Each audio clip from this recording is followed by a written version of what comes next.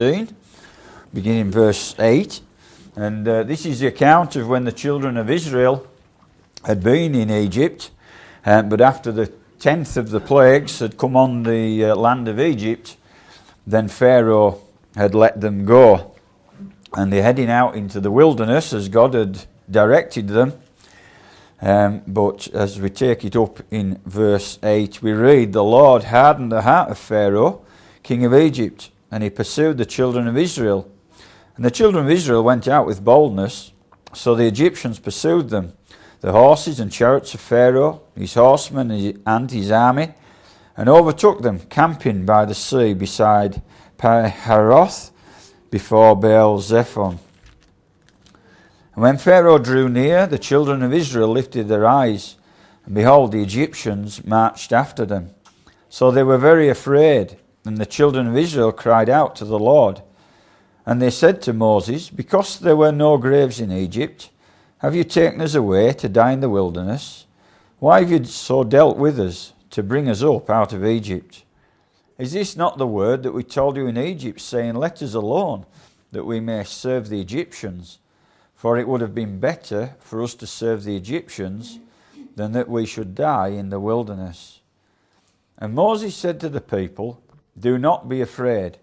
Stand still and see the salvation of the Lord, which he will accomplish for you today. For the Egyptians who you see today, you will see again no more forever.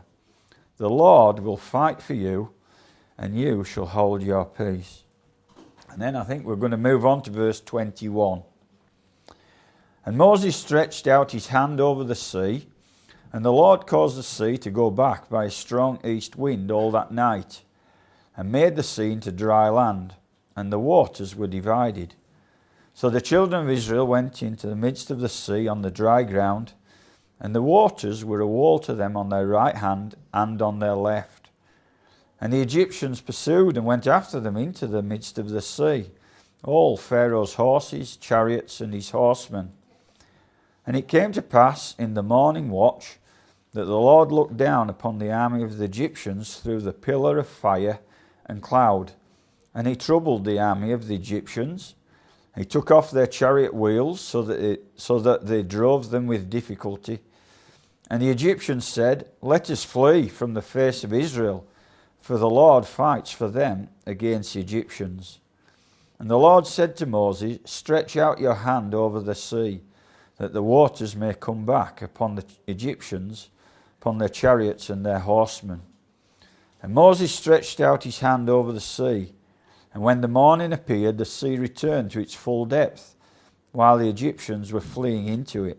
So the Lord overthrew the Egyptians in the midst of the sea. And the waters returned and covered the chariots, the horsemen, the army of Pharaoh that came into the sea after them. Not so much as one of them remained. But the children of Israel had walked on dry land in the midst of the sea. The waters were a wall to them on their right hand and on their left." Amen. We're going to just sing another